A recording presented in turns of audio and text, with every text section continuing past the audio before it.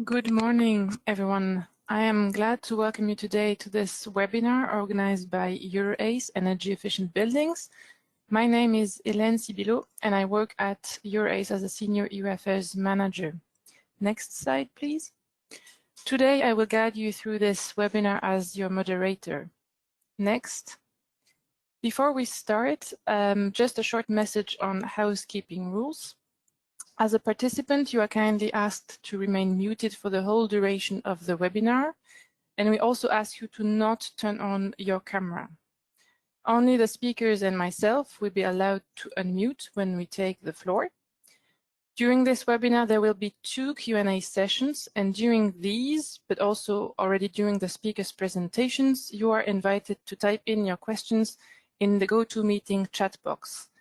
I will then pick up the questions and read them out loud to our speakers. If time does not allow to cover all the questions asked, they will be forwarded to the speakers for a later response in writing. The PowerPoint presentation, the recording of the webinar, and the questions will also be shared with you in due course, and they will also be posted on our website. Without further ado, I pass the floor to Céline Carré, our Vice President, for the formal introduction to this webinar. Céline, the floor is yours for about 5 minutes. Yes, thank you very much, Hélène. You hear me well, huh? Yes? Yes, perfect. Yes, thanks a lot. I'm very happy to be here with you. I share my best wishes for 2021. And very happy because this is the first webinar and a very important year at European level for buildings. If you go to the next slide, as many of you will know, EURACE is the voice of companies for energy efficiency in buildings. And we're active at EU level to raise the ambition for energy efficiency, but also to scale up and share best practices. If you go to the next slide. And we represent over 220,000 employees with more than 1,100 facilities. In our DNA is the fact that we are cross-sectoral, meaning that we articulate our position in a very integrated manner, taking account of all technologies. In our DNA, I would also add that we like to exchange with external stakeholders and challenge our position to improve and to be more inclusive. In the next one, yes, a quick reminder regarding benefits in this very crucial year for climate negotiations. Obviously, the role of efficiency in buildings and the benefit in terms of CO2 mitigation is super important, but we also like to remind the economic and the job impact, also very important in this time of economic recovery, as well as the social benefits, the role of efficient buildings for alleviating energy poverty still needs to be better addressed at policy level. And we also like to remind the health and well-being and comfort benefits of good buildings. And I think many of you working at home today can confirm that. Today, if you go to the next slide, also a quick reminder, because as many of you know as well, EURACE launched the Renovate Europe campaign, aimed at raising the political ambition for energy renovation, but also at prolonging and moving the dialogue with policymakers to the next level in a very close interaction with the national level. So this is also going to be an important dimension of our work this year. Today, so the next slide. Yes, so today we're gonna look at industrialization of renovation, and to do that,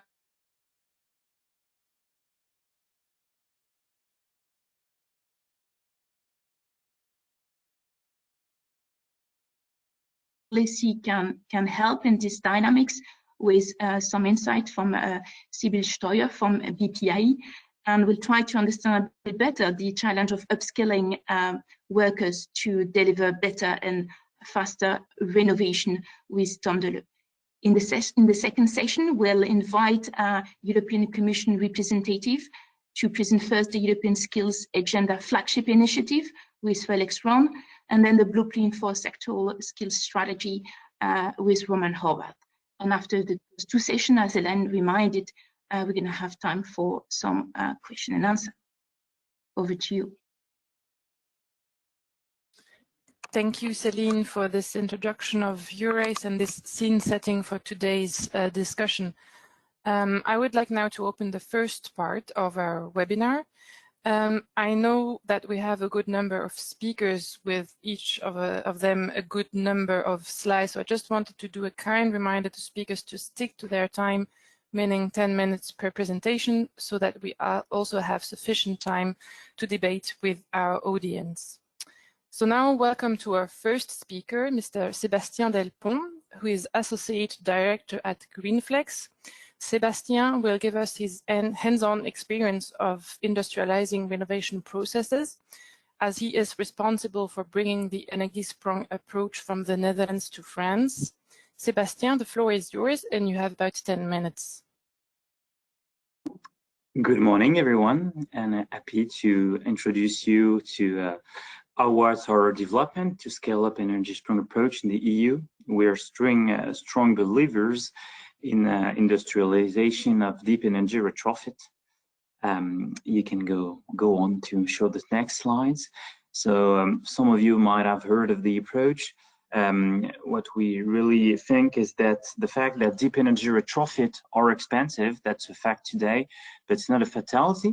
Maybe the price of today won't be the price of tomorrow. And that might should be weighed, organizing through various stakeholders the value chain to make cheaper deep energy retrofit a reality. And the level of digitalization of the sector is relatively low, as well as its productivity level. So thinking that efforts are possible and progress are possible is very likely.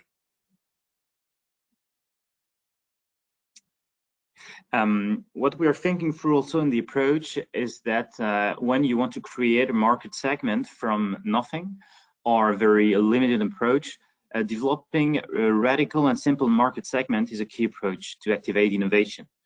We've seen the food business, the way they embed sustainability was to have a strong and ambitious market segment, organic food, that help people understand with a simple promise, zero pesticides.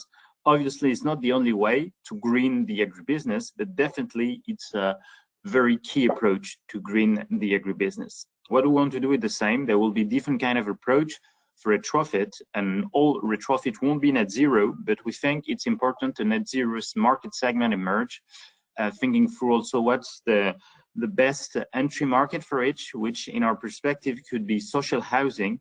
We have a big organization with many buildings that can help and secure a big enough market that would allow for some market players to invest for more industrials deep energy retrofit. And this initiative was started in Netherlands, and the perspective is really how we jump from on measures a solution for energy retrofit to ready-to-wear energy solution. I mean, when we go in a shop to wear, there's like 4 sizes, and I think really the XL, L, M, and S that fits to 90% of the population.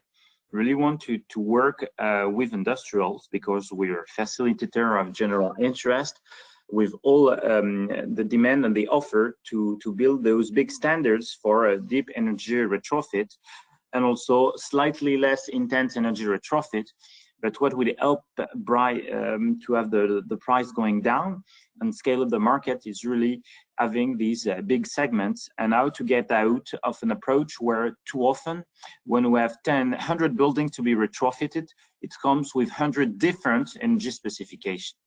The future should be that any building owners, which has a portfolio of building, should be able to say there's going to be 20 to this XL ambition going to net zero energy retrofit, 20 which are going to go to this L ambition going to label B, and maybe the rest to label C.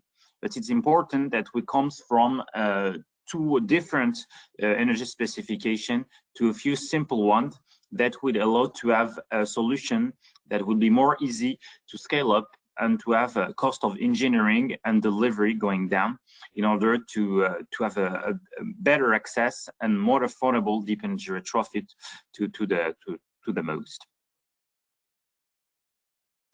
So the way it works, and that's what we worked to deploy in France on the example of what happened in Netherlands, and we have colleagues doing that in Germany and the UK and soon to be in Italy, is to have a team of market development, which are middlemen in between demand and offer, because that's kind of innovative in the approach of public policy.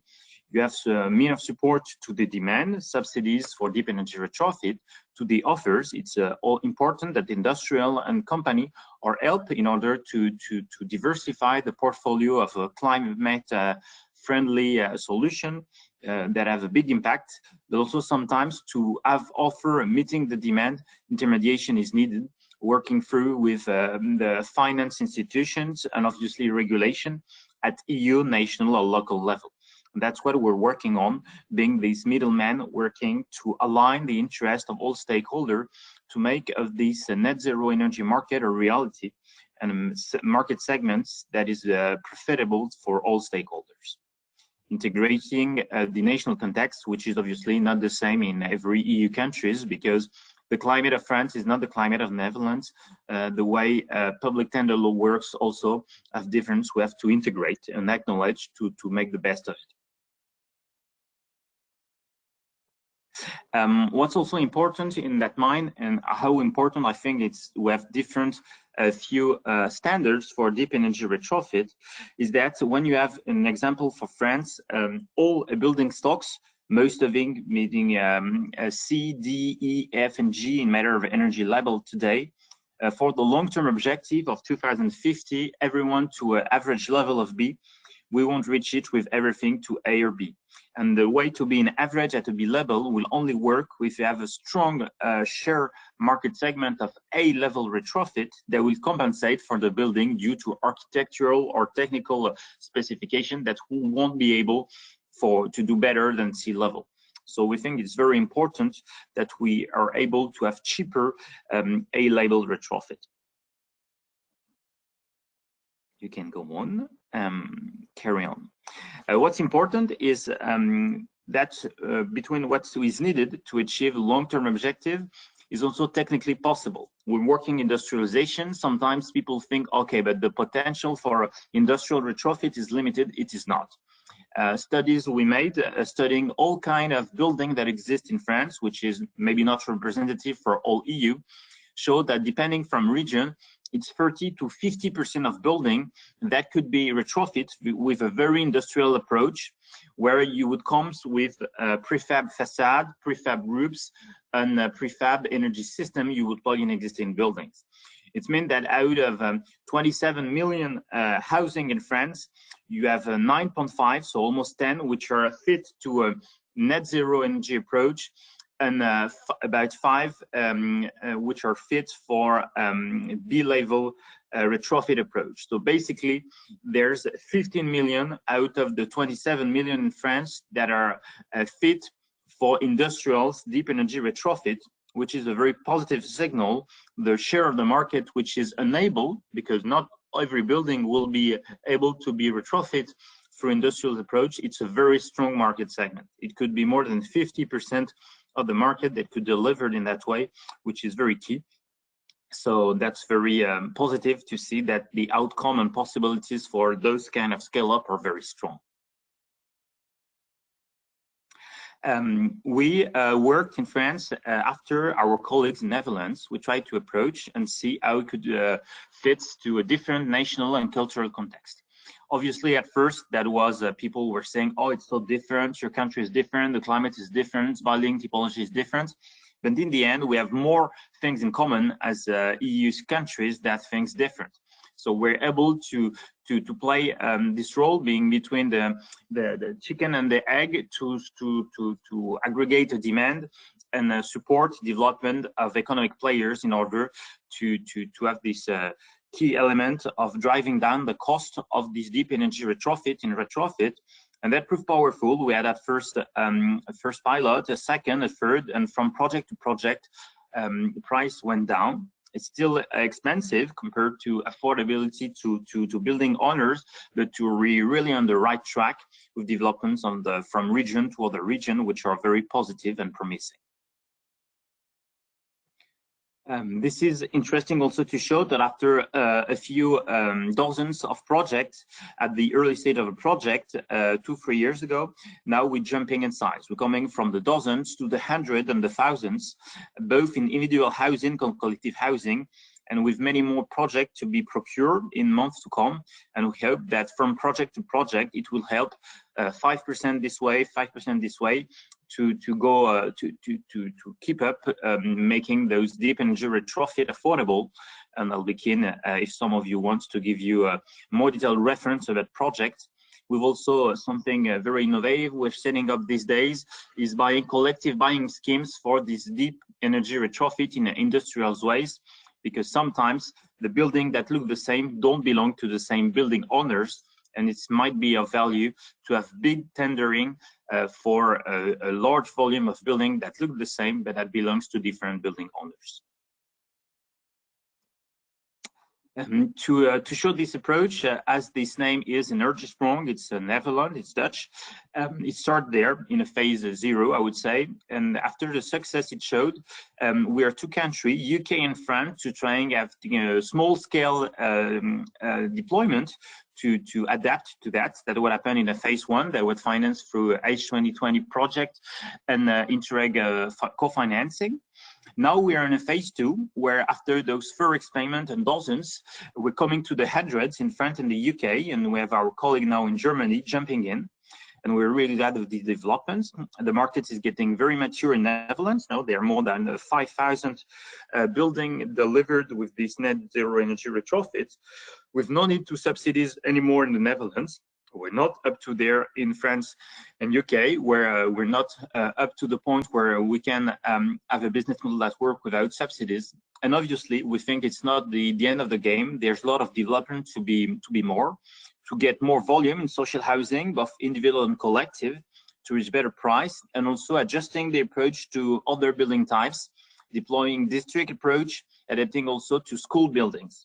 And obviously, a big challenge for tomorrow will be year after year, we add up new markets. I mean, it came from Netherlands, it's going to become European with strong developments these days to develop a new approach in Italy.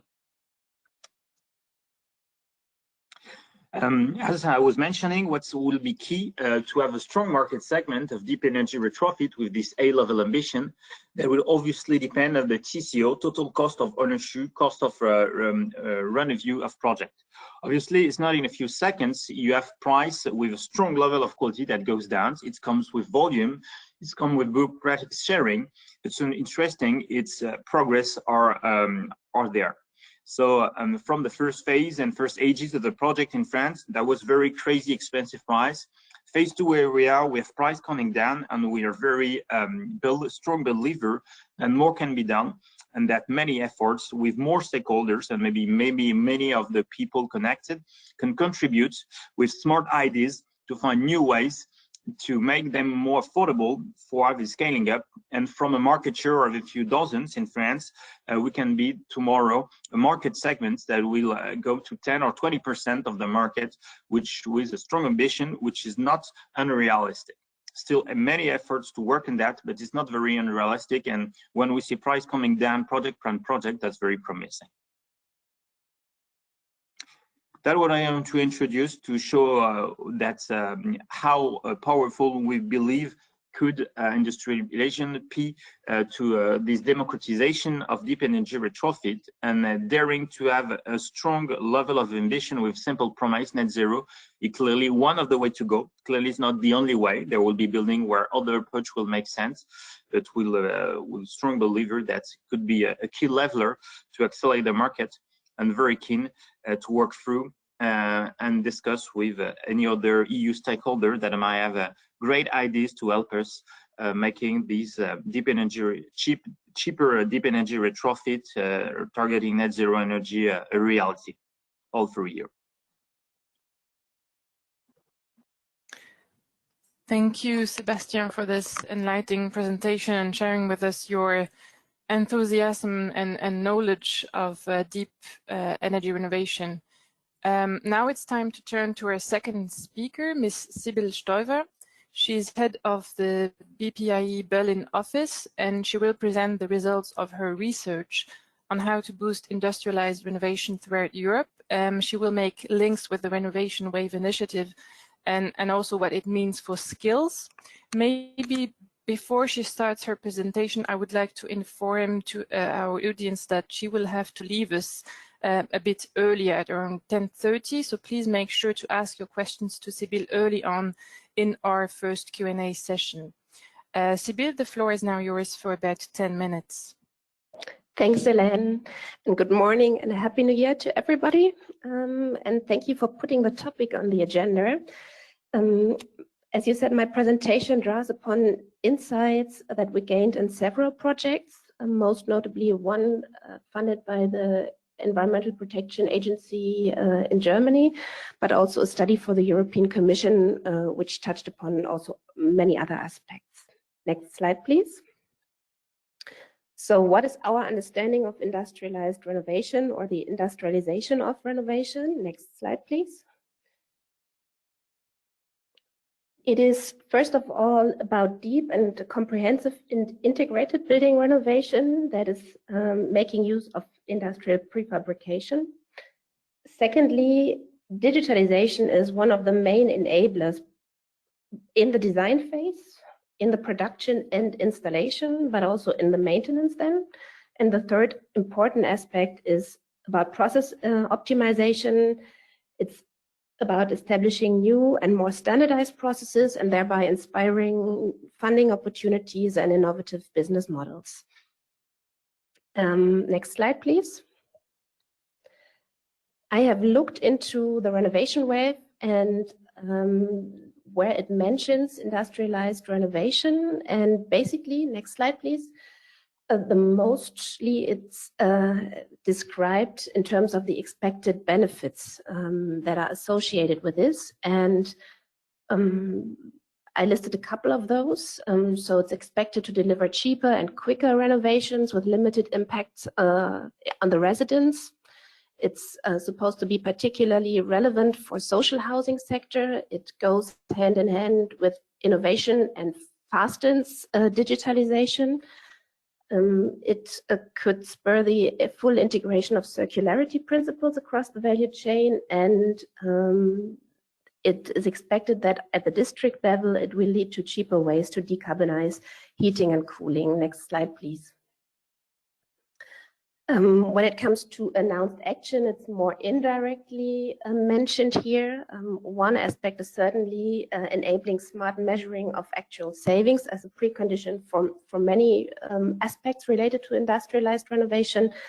The second one is to establish an EU framework for digital permitting, which relates to BIM as one of the key skills area as well, in my view.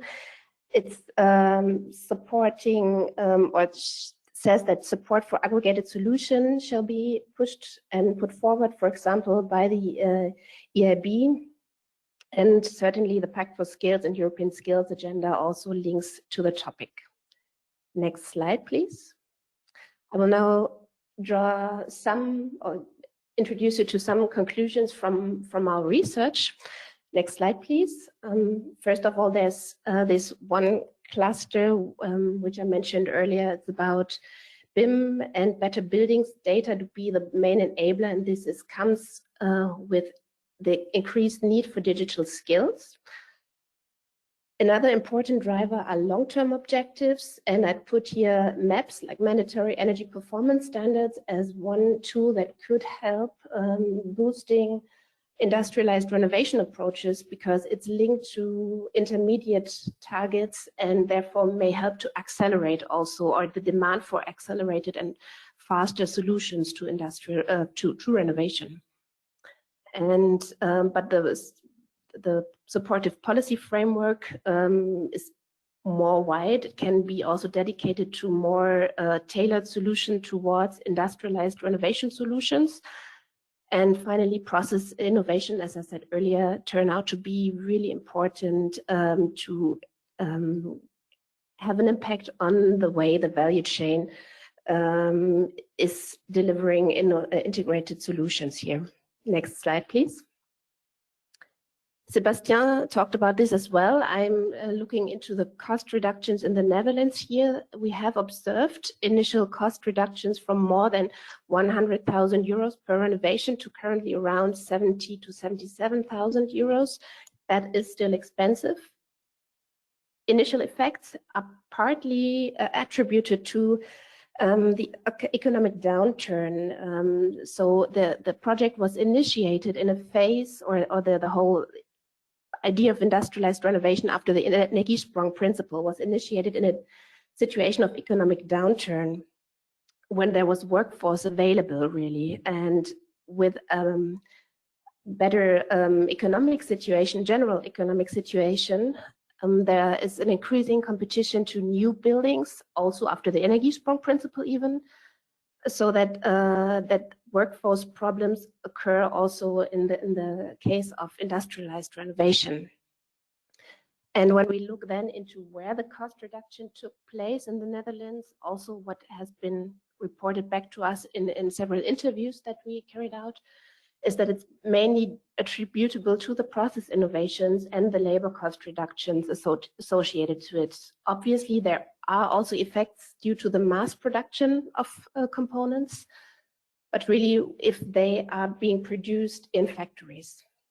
So we see a strong link to labor here when it comes to cost reductions. Next slide, please. And this aspect I would like to mention again is BIM, and just to highlight that we still lack the widespread deployment of BIM, and what we see in what we saw in Germany is that first of all, it's basically 2D and 3D BIM being deployed. And next slide, please. Some surveys, this one is from 2015, but more recent surveys also confirm that the tendency that still when it comes to practical application for the residential area, that BIM is underutilized. So there's a lot of potential to utilize BIM, and a similar picture is can be observed when we look into the EU. Next slide, please. So the state of play of the implementation of BIM in the EU is can be compared to the one in Germany, but there's progress. Standardizations go on and help to address problems that people had with the interface of planning and the completion and execution due to different software and interoperability problems. And there are certainly some countries that can be called front-runner countries, such as Denmark, with 78% of design companies use 3D BIM here. Next slide, please. So when we put this together, what could be possible actions and what would be an outlook? Next slide, please. At the EU level, I clustered the actions around 3 clusters. One is to generally promote net zero concepts. I mentioned maps earlier, but it's also about supporting district approaches with a special focus on exploring industrialized renovation approaches, and also use the new European Bauhaus initiative as an opportunity to really start a discourse on the functionality and the benefits of industrialized renovation processes, with the aesthetics discussion and some critiques that are associated and thrown against industrialized renovation approaches, especially using prefabricated facades. The second one would cluster around BIM, for example, requiring member states to report on progress of building information modeling in their long-term renovation strategies, better explore the potential for BIM in renovation processes, and continue and deepen good practice exchange. And then the last one is to really draw one more attention to the opportunity that comes with the national recovery plans to support industrialized renovation. This can be supported at the member state level in different ways. Sebastian already gave an insight of the differences in the countries.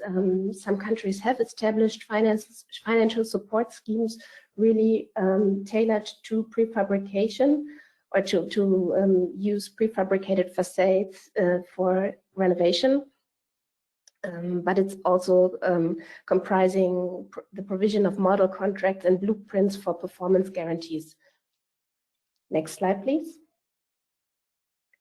This is my last slide, and I would like to connect that back to today's topic, the skills agenda.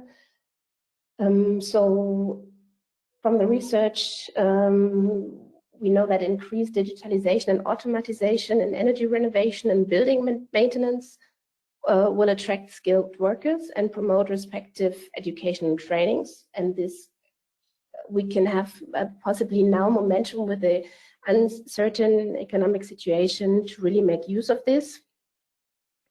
Industrialized renovation will require less labor force, but with a different job profile, but this will solve part of the lack of the skilled workforce problem.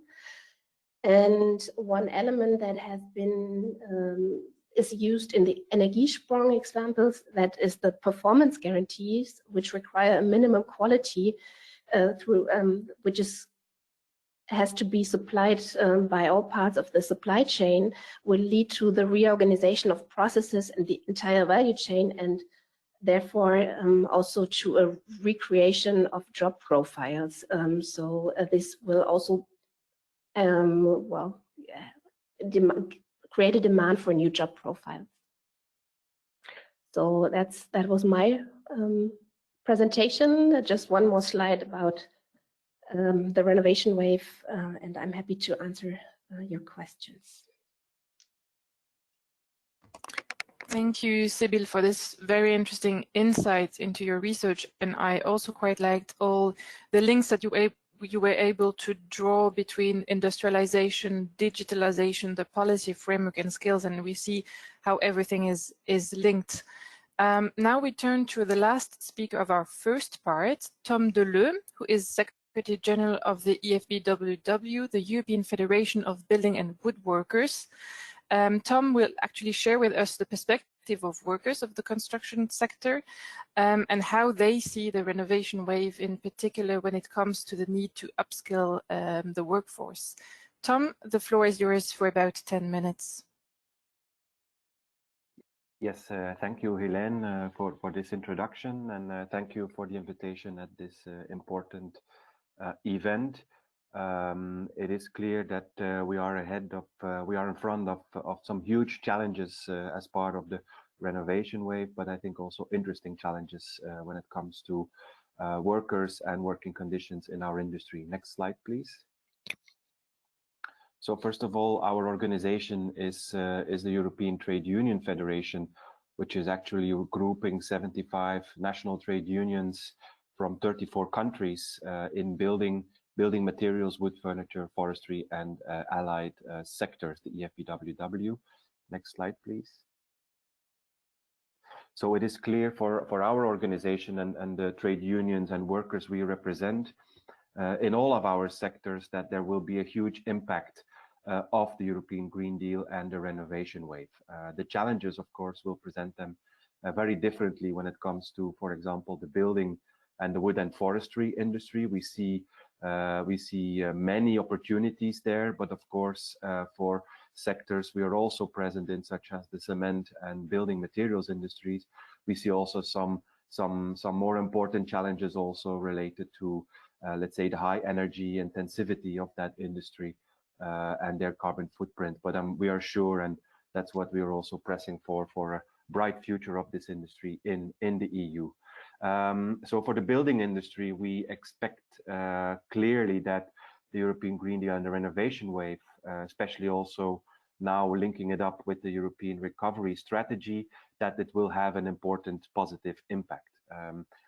When we take the broader approach, as the EU is pushing now for, in the terms of more energy efficient standards of buildings, and also the funding related to that, and the fact that this will in any case lead to also a lot of private investments, this will also of course mean more work for the industry and thus also more jobs.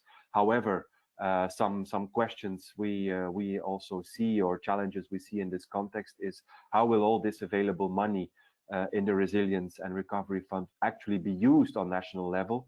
So how will be the follow-up between let's say what is decided on European level and then how it is translated on national level into the national action plans?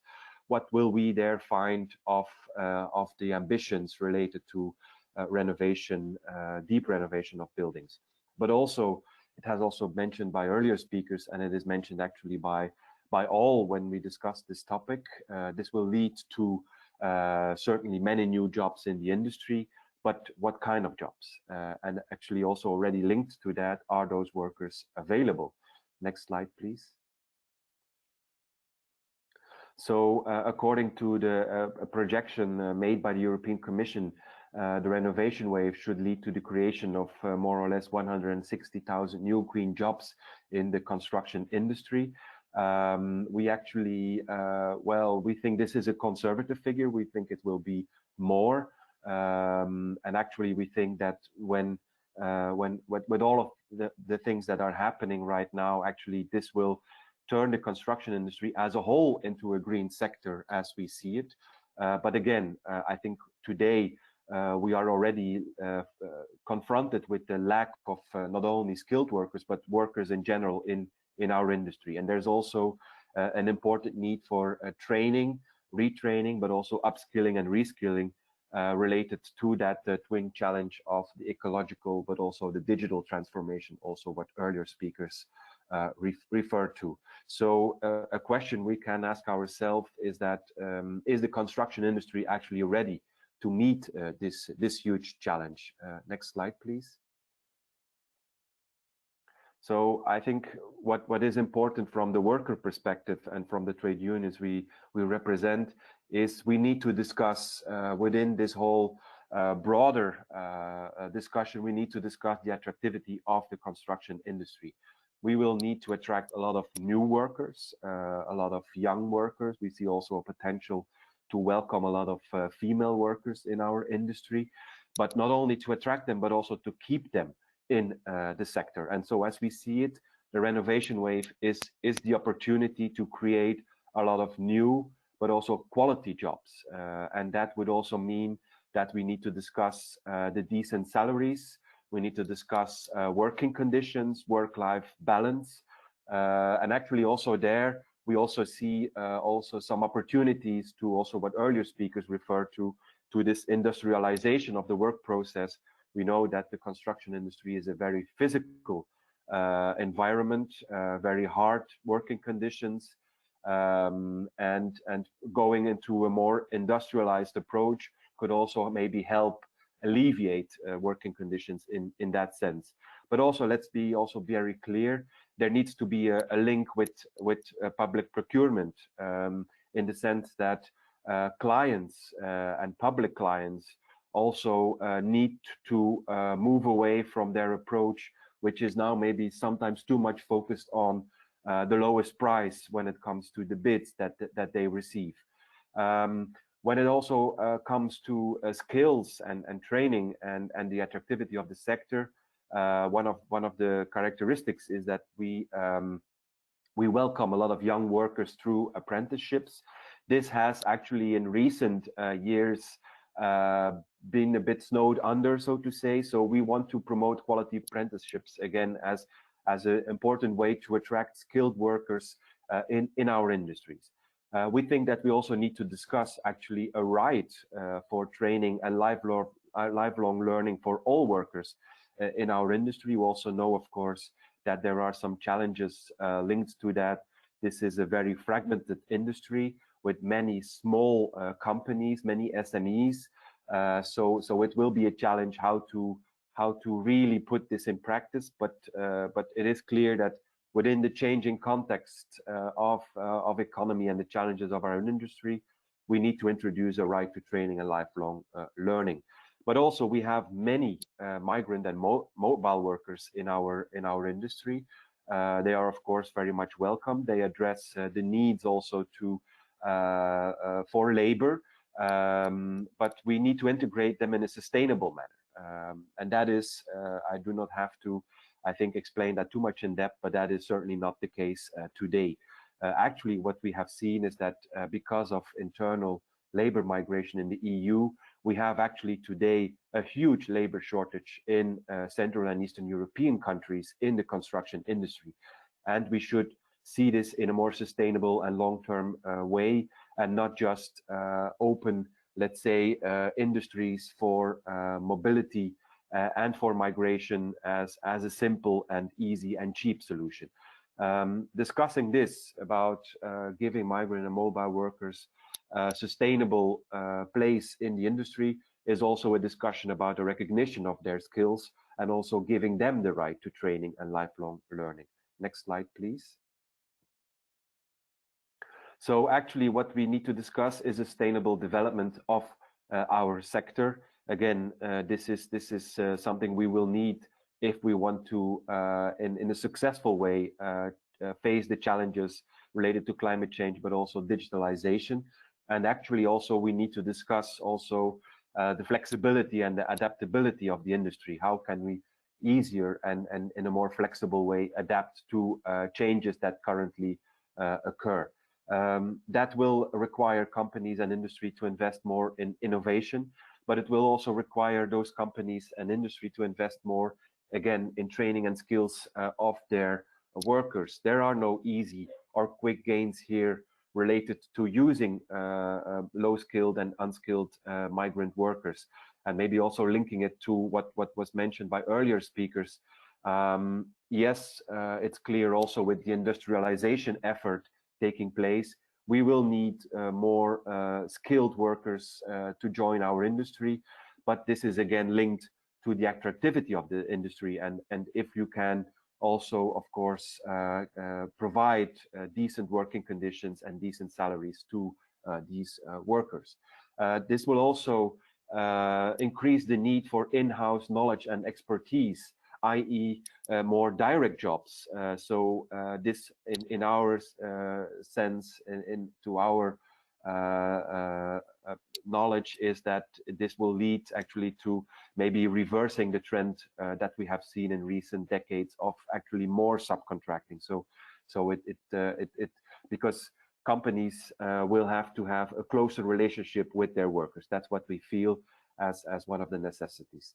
And of course, there will be a need to develop a skills agenda fit for future. This is for us part of the Pact for Skills that we are also actually currently discussing with our social partners and also with the European Commission. But this is not only needed on European level, but also on national level. And in that sense, it will be very much about promoting integration of digital and green skills in the curricula of vet schools, but again also in apprenticeships. We will develop new training curricula that is also clear, and we need also to integrate this in a broader sense together with key stakeholders, broader also companies in the materials industries, for example, but also local authorities and so on. Next slide, please. In our sense, and that is for us key to actually respond to this huge challenge ahead of us, and it's one of the particularities of the construction industry already today, again very much related to the fragmented scope and fragmentation in the industry with many SMEs, is the role of paritarian organizations administered by social partners, trade unions, but also employer organizations, because they are actually very close to the sectoral reality and know best the needs. So there is already a mapping going on in many countries in the industry on the need for new core profiles and needed professions, also what earlier speakers referred to. There are several sectoral social dialogues projects actually going on in that sense, also including vet schools, including education providers, and so on. Also as a way to increase the sustainable development and also manage the industry transition, this paritarian approach is for us a key in providing this in a successful way. And this, of course, will have to take place in a level playing field in a fair internal market. So again, there should be no competition based only on prices and who is the cheapest, because then we will certainly not be able to deliver this. Costs related to all this upskilling and reskilling and the lifelong training will have to be borne on a sectoral level, again, to balance out the difference between small and big companies and make sure that everybody's on board. And we will certainly need targeted financial support from the EU level. As we see it, this can certainly be part of delivering that just transition that we usually discuss a lot, because it's clear jobs will disappear in other sectors, in other industries. We would be very much willing to welcome those workers. So that could also be a part of the discussion with EU institutions in their approach on the just transition. But also there, what about Central and Eastern European countries, which today have not so much developed those paritarian institutions? Next slide, please. And so that was actually the last slide. So thank you.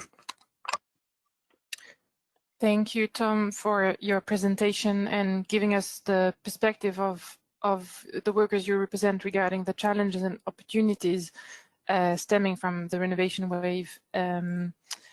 Now I actually would like to open our first Q&A session. We have a little bit less than 10 minutes.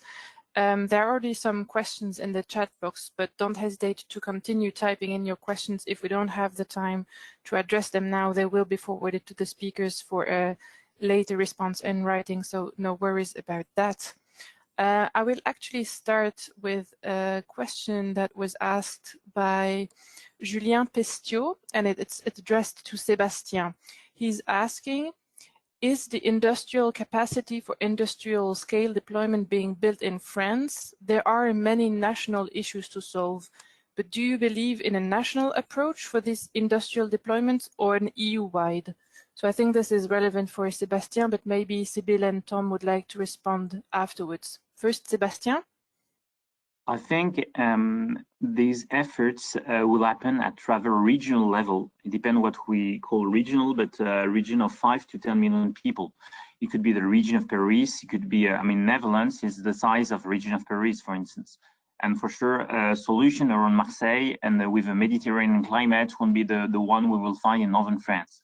So I think the approach, what makes sense, it won't be at a city level. It won't be at a national level either, because, I mean, in big countries, building typology, climate, and value chain could be too different at that levels.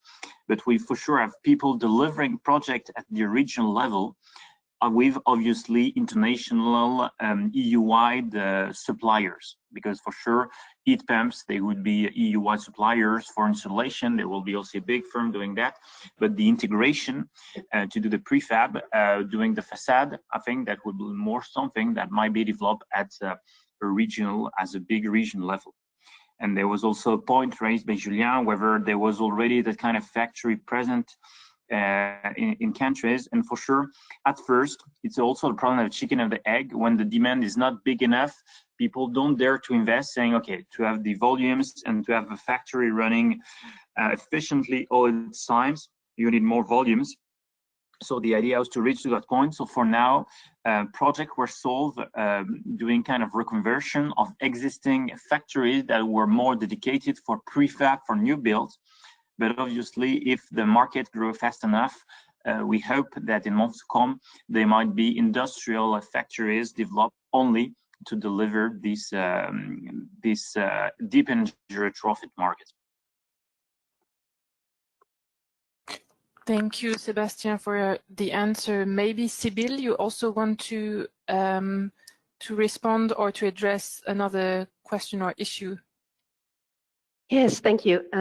Maybe just one more word with regard to the question if it's more national solutions or European solutions. I think that was a part of Julien's question, and I think that there are some things that can be steered at the European level, but like setting long-term targets, helping member states to deploy and faster and digital solutions, etc. But I also think that this is something that has to be taken up at the national level and supported by the national level, which also directs me to one of the other questions that I read. Let me just quickly. I think there was one question about the volumes that are required in order to have really a competition between the production capacities. And I think one solution to it would certainly be member states who would encourage and reduce the risk in setting up production capacities, which is certainly something to be done also at the member states level. But another solution or another answer to that comment or question from about the production capacity would be to make sure that the production capacity, the facilities can be used for multiple solutions and not only used for renovation, but also for the new build area, and maybe also thinking about circularity principle and recyclability of components. This could help to give additional incentives to have more demand for such solutions. And yes, there was one other question that I felt I could say something. It's about the district perspective, the last one from Robert Pinter. Do you think that scaling up deep energy renovation needs introduction of systems perspectives, district perspectives, as the promoter of integrating solutions? And I would like to highlight that in the Netherlands, at least I know and I'm aware of that, they try to expand the technical solutions of net zero renovation to have energy supply by district heating and only accounting for renewable district heating, which poses some problems with regard to the certification of origin, but still there are some solutions which are certainly being tried out, and I think that's a necessary way forward also to better explore those concepts. Maybe Sebastian, to carry on some question that was pointed on the district approach. I definitely think that's a way to investigate. We need to have different leveler to have more affordable deep energy retrofits. Working at a district level could be interesting in matter of optimization, for instance, of adjusting the power and the level of power of energy systems. For sure, if you have a local energy exchange, you don't need to have systems with the same amount of need. Exchange of solar power, electricity, the heat, for sure can be a way to deliver that. But still a way to approach, because in the end, to have cheaper facade, you will need a building that look alike. And if you have in a district approach a building with archetype very different, it won't help that much.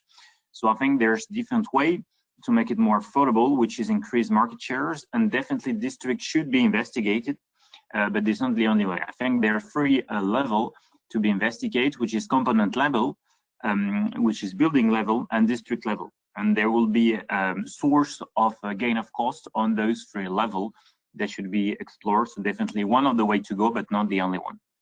And also there mention about moves taking place in modular and prefabricated retrofit in matter of investment and M&A, which are interesting.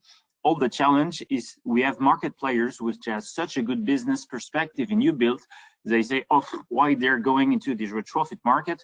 We have enough business in the new build, and And all the challenge is to tell them, yeah, but the market for tomorrow could be twice bigger. Would you investigate in something more complicated technically, but also very interesting, which is deep energy retrofit? And that's a kind of challenge because they have such a good business in new builds. They think, oh, why going to that market?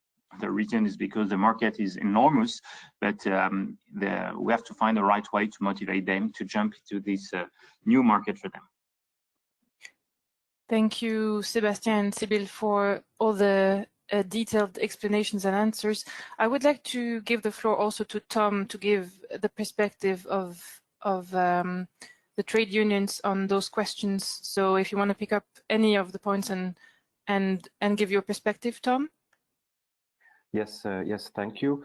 Well, I think what is important, and I think that's also a bit what the other speakers are referring to, is that there needs to be a long-term perspective, and a way to motivate investments and bring and motivate the market to be active in these areas. And in that sense, I think it brings us back also to the need for an ambitious industrial strategy.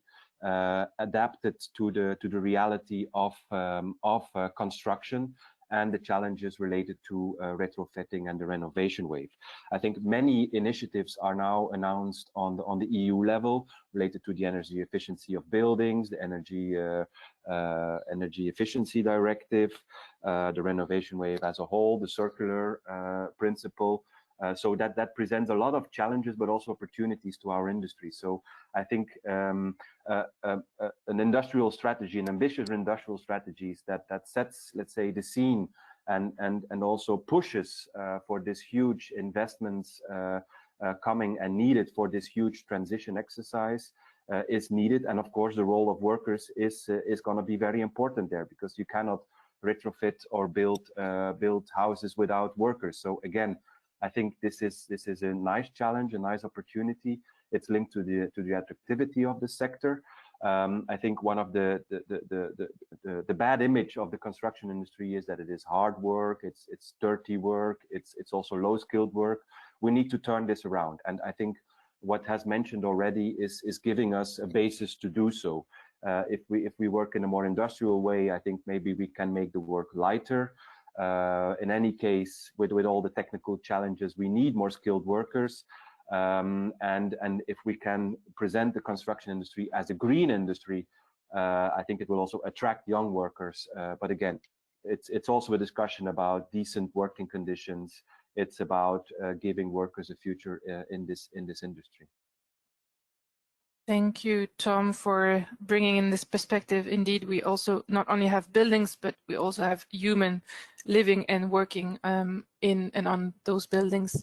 So I would like now to draw this first Q&A session to an end. Thank you to our three speakers from the first part. We're now moving on to the second part of our webinar, where we will be hearing from the European Commission more on the topic of skills.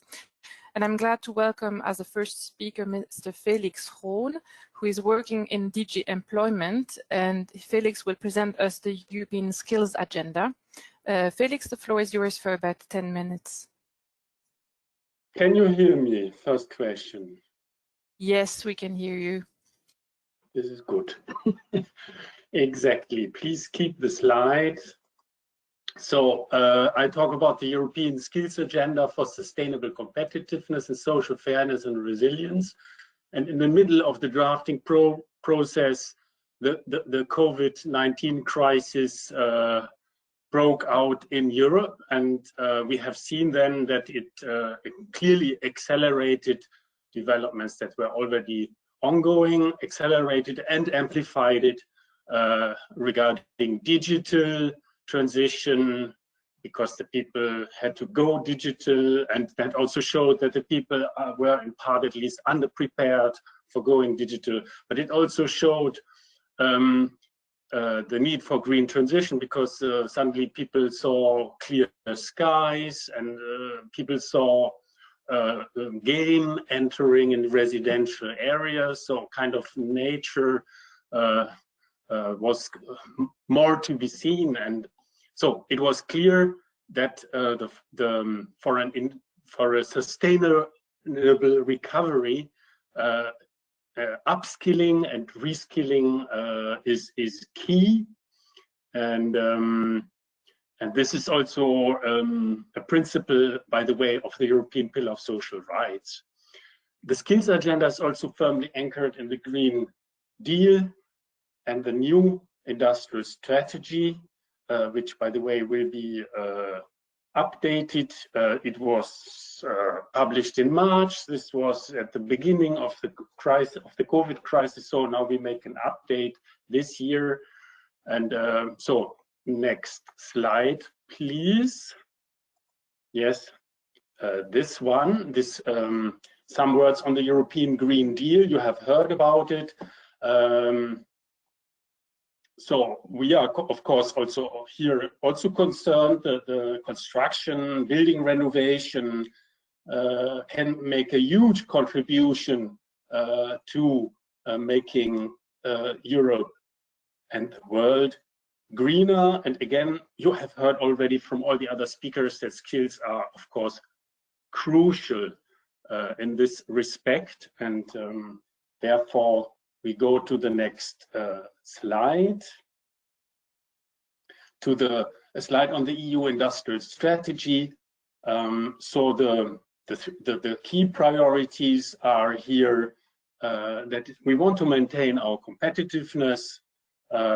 Europe wants to go climate neutral by 2015, and we want to shape our digital future.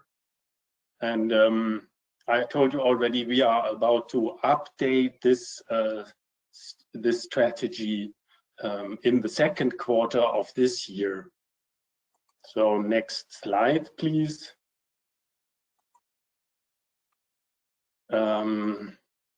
Yes, so you need, of course, right conditions as an entrepreneur to turn ideas into products. And this slide shows the conditions that we consider necessary to create such an environment, and how the European Union is taking concrete measures to help. And of course, I will focus on skilling and reskilling. So the skills agenda was published in the beginning of July last year. So next slide. It's about, well, in fact, I already explained that it's about sustainable competitiveness, social fairness. I mentioned already the European Pillar of Social Rights, and of course, resilience in view of that. Very likely, this will not be the last health or even economic crisis. So resilience is also important, and skills are also needed for resilience. New skills were needed when people worked in isolation, for example. Okay, but I'm not staying long here. Now we go to the next slides, to the building blocks of the skills agenda. And you see here 4 building blocks, and under these blocks there are actions, and a total of 12 flagship actions. Now I'm not reading them out, but I highlight 3 actions. It's the Pact for Skills, which is an action per se, but it's also the framework to implement or to support the other actions under the agenda. Then I also highlight the VET recommendation, and under the VET recommendation, you will see I will also mention and explain a little bit the future of the European Alliance for Apprenticeship. I heard that apprenticeships were also already figuring in the other presentations. So, of course, increased investments is also important. You always need money also as a resource, not only people and material and equipment. So we go to the next slide, please. So this slide is important because the skills agenda does not come with fresh funding. The Pact for Skills is not a framework for getting fresh new funding. It's about commitments from ministries, education training providers, business, social partners, chambers of commerce, employment agencies, just to name only a number, who can contribute to making upskilling a reality. And it's a joint action taking place in large-scale partnerships that should increase the return on skills investment. So it's a concerted effort for quality investment in skills, bringing together stakeholders. It will set up large-scale partnerships which join the Pact for Skills. So there's only one Pact for Skills, and there are different ways of joining them. For example, in specific strategic value chains, industrial ecosystems, and these industrial ecosystems, they figure in the industrial strategy. These are 4 teams, so maybe you look at that. Construction is one of those. And then we want also to facilitate, so this is what we give back. We don't give fresh money, but we facilitate to those joining the pact access to information on EU funding instruments and programs. By offering a single entry point at EU level, you see that on the slide.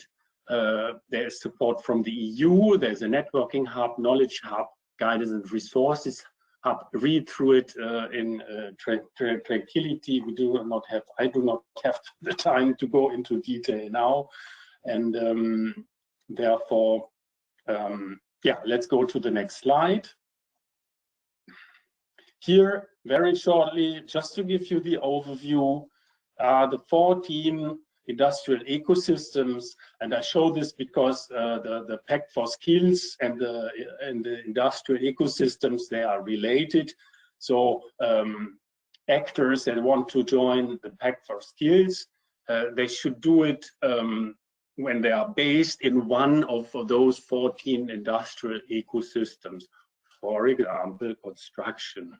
Construction is also one of the priority sectors that figure in the skills agenda, where the skills agenda says we would like to see these sectors doing the first steps joining the pact.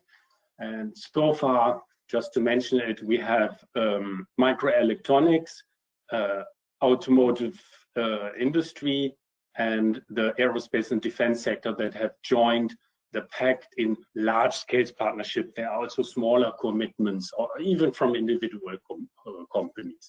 Okay, the Pact for Skills shall also base, the large-scale partnerships joining the Pact for Skills, they shall base themselves also on existing EU actions. I mentioned already the alliance, the European Alliance for Apprenticeships, but also the blueprint for sectoral cooperation on skills. Next slide. Thank you. You got it. But here I don't give you any details because Roman, my colleague, will tell you all about it. Therefore, next slide, please. Yes, we move now to one of the flagship actions under the skills agenda is the recommendation on the modernization of vocational education and training. Here, for example, we have the ambition to establish 50 centers of vocational excellence. We want to give support to work-based learning and apprenticeships, of course, very relevant to your sector. We want to renew the Alliance for Apprenticeship, and we want to work with member states on how vocational core profiles, so agreed at European level, can support the quality and transparency of vocational education and training. Since I've mentioned support to work-based learning and apprenticeships, please next slide. Yeah, and here, of course, is very important. This European Alliance for Apprenticeships, and It aims to strengthen the supply, quality image, and mobility of apprenticeships.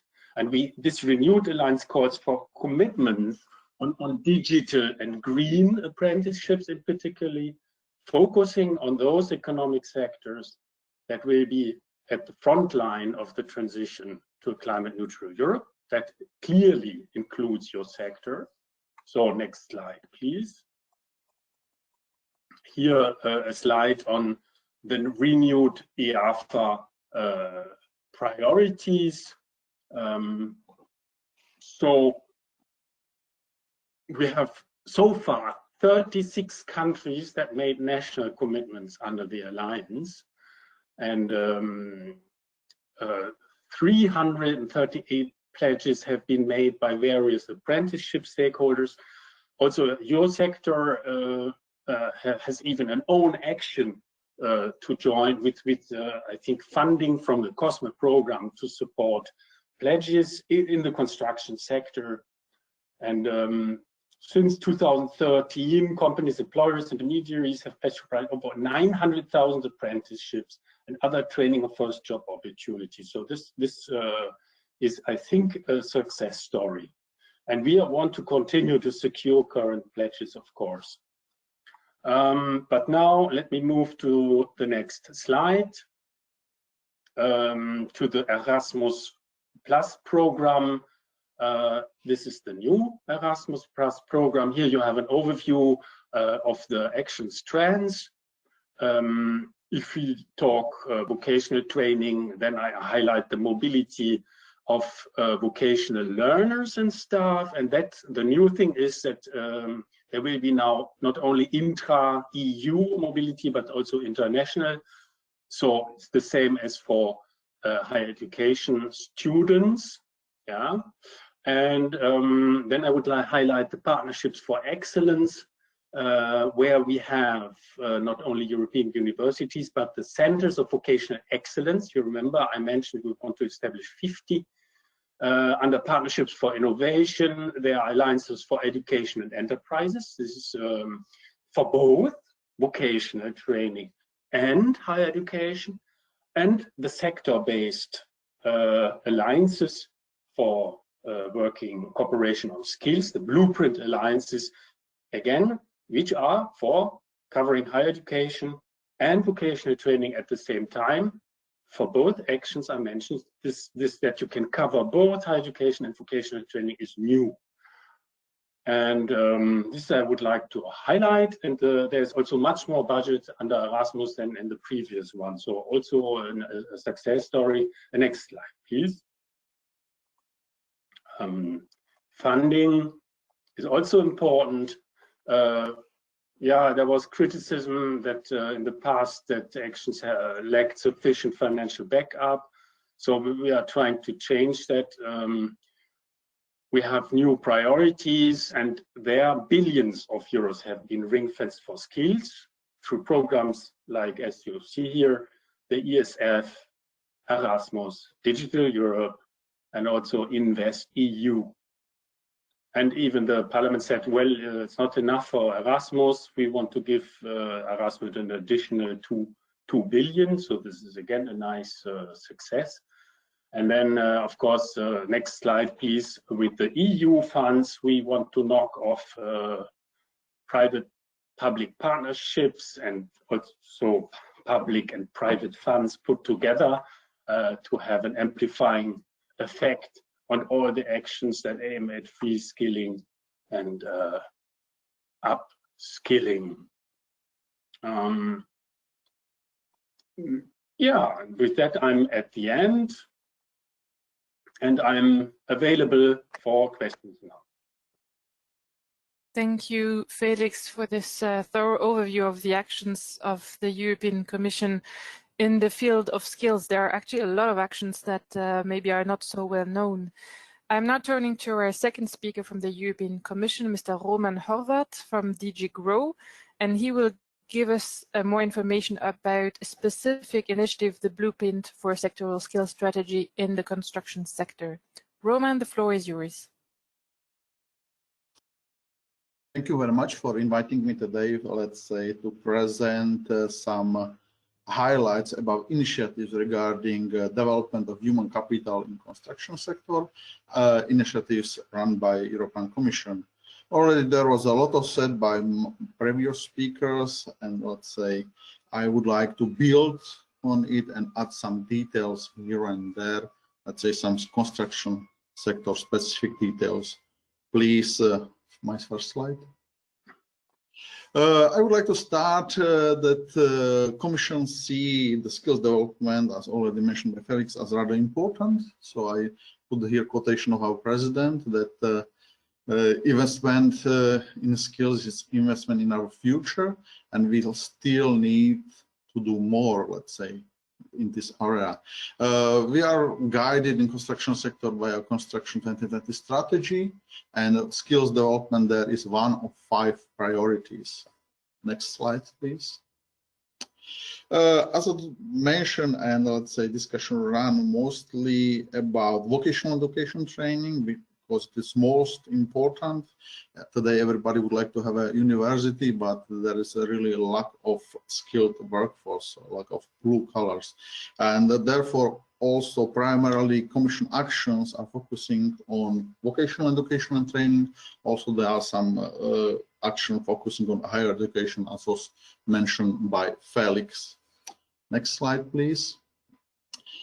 I would like to start about Commission initiative in some kind of spirit of chronology. So I would like to start with European Construction Sector Observatory, launched in 2015. If you would like to do some policy, this policy, the best if it is evidence-based.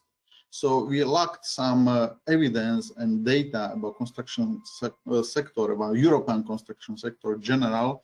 So we set up the observatory in 2015, which is providing various documents and let's say support us with the evidence. There is a link to the observatory, and the most important, it provides also some evidence about skills. A year ago, in last March, we published an analytical report, updated analytical report on improving the human capital basis. So it is available on the website, and of course, I encourage you to have a look. The next slide, please. It was already mentioned by Felix, the European Alliance for Apprenticeships, and let's say our initiative in 2015, we try to encourage our stakeholders to participate in this initiative. That time and afterwards, we received more than 50 pledges, almost 60. That time it was like 1/3 of all pledges, let's say, committed to the Alliance. Now it's still around 20%. And primarily, that time it was the only SMEs, industrial SMEs, which were represented by construction sector. After a few years, we did a monitoring how those commitments and pledges from our stakeholders were implemented.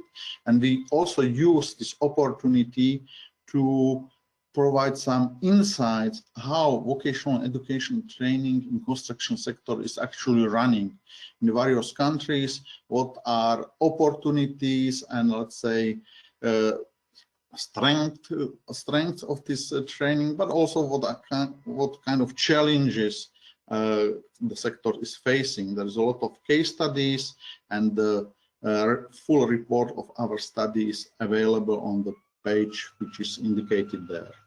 The next slide, please. The principal part of my presentation is the construction blueprint. It is a stakeholder-led project launched in 2019. So today or now we are exactly in the middle of the project. So we are expecting now midterm report of the stakeholders. And it's the principal issue of the blueprint is a partnership of web providers and companies. So those who are providing future workforce or current workforce with appropriate skills, and those who are using the skills. So they should speak together and find some common ground. So what kind of skills are needed, and those skills, workers should be provided by those skills. Next slide, please.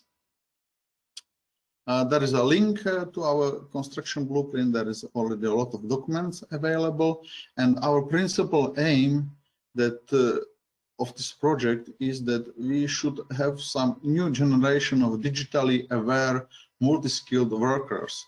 So blueprint is focusing on 3 areas of skills. It is digitalization, energy efficiency, and circular economy. Because already, as Tom mentioned, there is rather some competition among sectors, and everybody would like to attract new talent and to retain them. So because, let's say, only new talents can move every sector forward. Next slide, please. Construction blueprint is run by a rather broad consortium of 24 partners from 12 member states, and there is a rather big percentage of web providers, which is very positive because those web providers are equipping new workforce with appropriate skills. So it's very positive that they are so widely represented in the consortium. Next slide, please. Those are rather brief activities what the blueprint is doing. So it's status quo. So how the skills development stands, what are, let's say, innovative initiatives available, what are current skills need on training needs, whether such a training is available. If not, the consortium will develop appropriate training and will test it on about 600, let's say, people, and will make it afterwards available for broad usage across the Europe. And also the consortium plan to establish some kind of observatory called Watchtower, which will monitor future needs of skills and, let's say, try to facilitate dialogue between web providers and, let's say, enterprises in the future to keep skills up to date. Next slide, please. Except that blueprint, which is rather well known, we have some smaller blueprint, additional one, which is focusing on health and safety. So it focuses on new construction and installation materials and technologies because usually there are some concerns about health and safety in construction sector. So we try also to address this issue and focus on health and safety, develop some modules on training. Next slide, please. The project is developing 8 modules, isolation material, finishing material, bituminous materials, sustainable materials, then operation, insulation operation, inverted green roof, renewable energy systems, and waste management. Those training materials will be available as a PDF files, but also on interactive digital platform. Those deliverables are being finalized, so in a couple of weeks there will be available. Of course, we will publish them and we will promote them widely. Next slide, please. And before the last part, it's Pact of Skills, which was launched by the New Skills Agenda.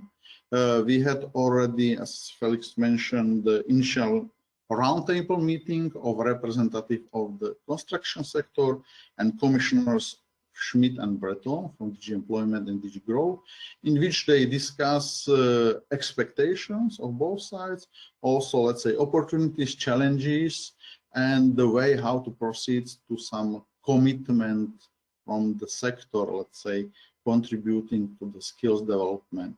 There is already available report from that meeting on the website indicated very below on the slide, and I encourage you to read it. Of course, we are still in a discussion process with the construction representative how to fine-tune this commitment, or let's say this pledge, and of course we are open to any other sectorial stakeholders to contact us and to discuss the participation impact for skills.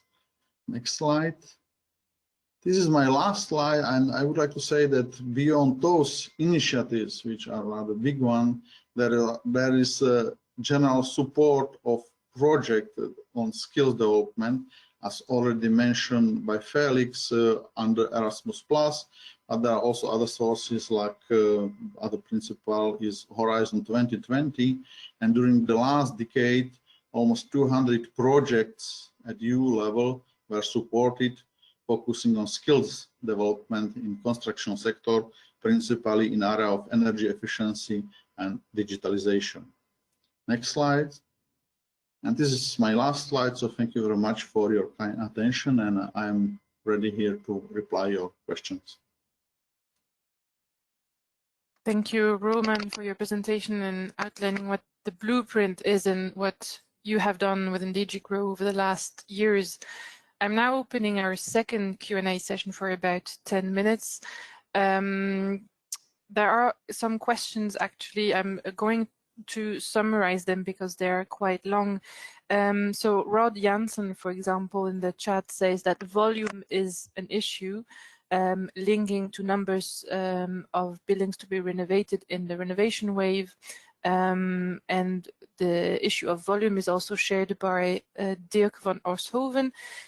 Trying to summarize his question and making it a bit more general, he is asking also what the role of public authorities and member states could be now in the context of recovery investments, recovery plans. And I was wondering whether Felix and Roman, you could say, what are your impressions now? Is the context of member states having to prepare recovery plans helping the discussion on new skills and upskilling the workforce, especially in the construction sector? And I will maybe start with Felix and then Roman.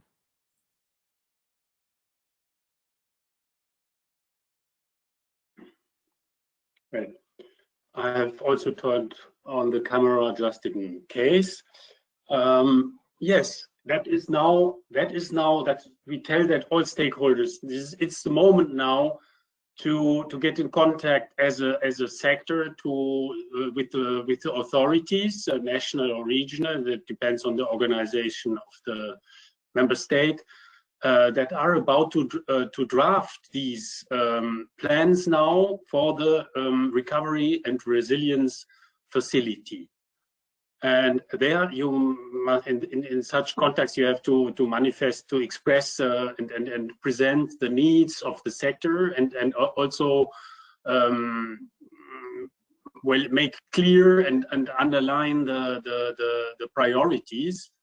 And because in the recovery and resilience fund, there are huge amounts of money involved, but these will only be dispersed according to programming that is agreed with the European Union, and that in also vocational education and training, for example, figures as a chapter, as a section in these programs. So member states are about to draft just now plans also for reskilling and upskilling,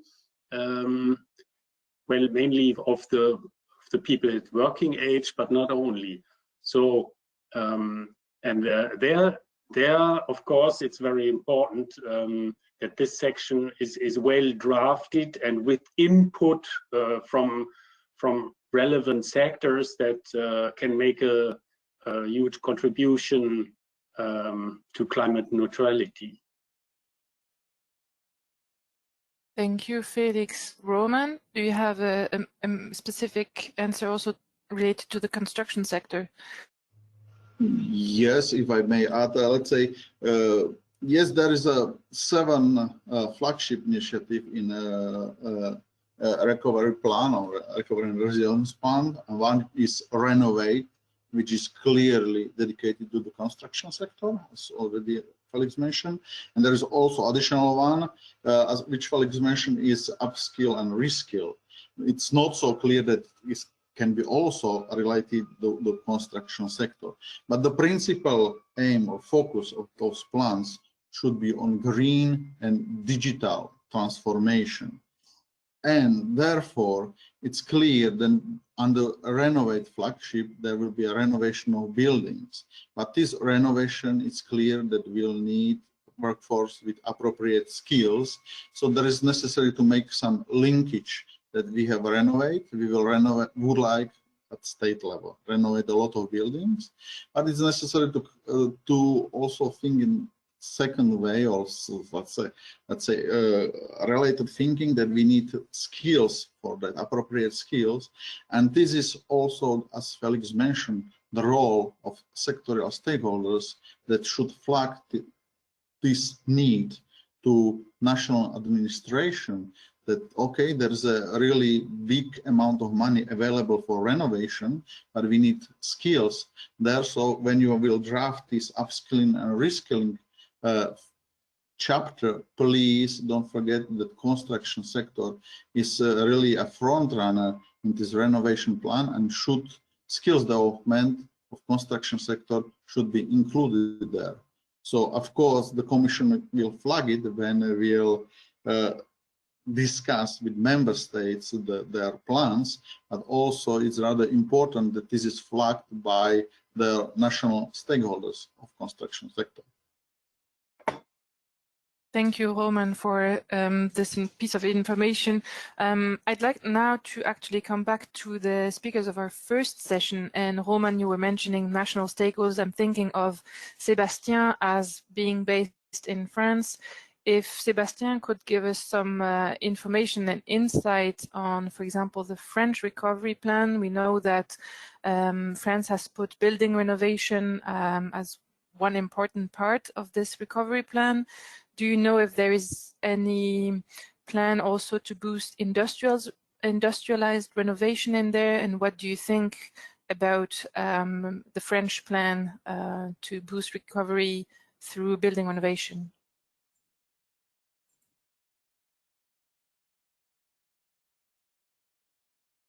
Is Sébastien still with us?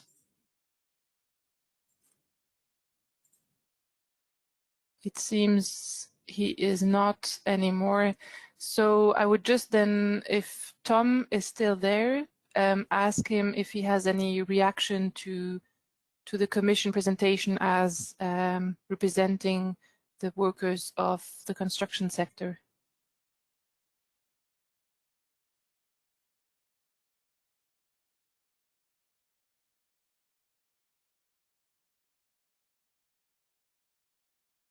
I don't think we have Tom anymore as well. That's not an issue. I still have questions in my bag as moderator, so I will just use that privilege to ask my question. You talked about, Felix and Roman, about the need to upskill workers. I was wondering whether in your work there is any difference or differentiated approach if you are looking at the construction sector in particular, but also other sectors at, and I put that in brackets, the blue collar workers and the white collar workers. We know that for the renovation wave, we also need to raise awareness among engineers, among architects.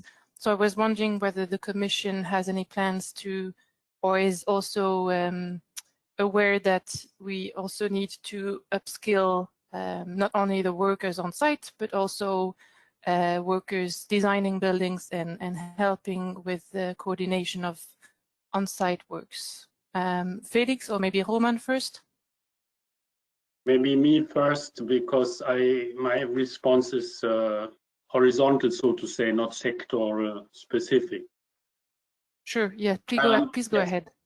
Exactly. That's why I showed you the slide on Erasmus, but of course not only, also the slide on the other financing instruments I showed you. And under Erasmus, I said the new actions for European cooperation, they can cover higher education and vocational training at the same time. So that you can address upskilling and reskilling needs and change of training programs and curricula that is necessary to respond to labor market changes, no matter white or blue collar. that you can address it in one project. So we do not have separate instruments anymore for that. And it's the same under the other instruments like ESF. Good, thank you for that information. Roman, do you want to add on this? Yes, let's say I would like to build on Felix's reply. As I already mentioned in the beginning of my presentation, that let's say Commission initiatives as such focus a bit more on vocational education and training than on higher education. The issue is that, as I said, that usually people now are thinking more about go to university than to take some vocational education training, and let's say all member states are, let's say, are facing this issue and trying to attract, let's say, various manner or via various initiatives in awareness raising campaign to attract more people, let's say, for vocational education and training. And of course, let's say, the principal activity in this area is activity national one or regional one, because Commission doesn't have a sources to do everything. So we are just supporting member states at national or regional level, but we are just supporting them. We cannot do everything, so we can support, but not really do the principal part of job. So we are always ready to help, but we expect some cooperation, and this there should be really some strong, I would say, initiatives. There should be strong initiative at national and regional level. Thank you, Roman, and also good reminder that member states also have to indeed play their part in that field. It's almost now the end of our webinar, and I would like to thank all our speakers and our participants for their questions and comments in the chat box. And now I pass back the floor to Céline Carré to draw a few words of conclusion. Yes, thank you. Thank you, Hélène. It has been a fascinating session, I would say, and I would just like to leave you with three thoughts to conclude. First, I see a formidable potential. It's a potential for industrialization, renovation to make the net zero building a reality, but I also see the potential with the skills agenda to accelerate transformation of the industry towards more digital and a greener industry. I also see the potential to integrate new workers and to make the construction world more attractive to young people and to female workers. I also see the potential to deliver on our climate agenda in these crucial years.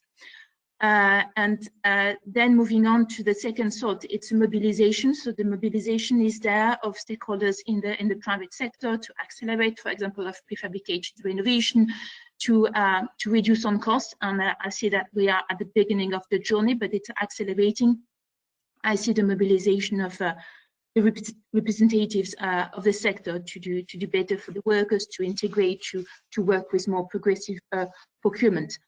The European skills agenda and the blueprint for skills in the sector also demonstrates the mobilization of the European Commission together with the member state. We need to do this together for more apprenticeship, more better transition from school to retain talent as well, and this huge challenge of mobilization on lifelong learning.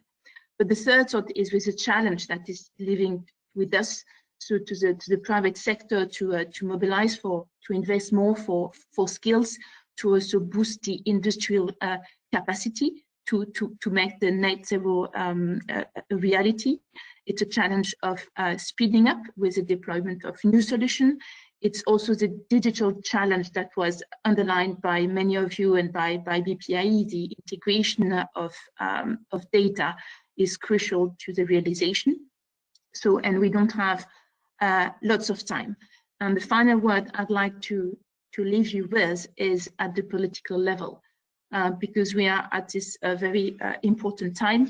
And I think that in terms of policy making, we don't have a choice but to show that the commitment will be strengthened to the decarbonization of the sector.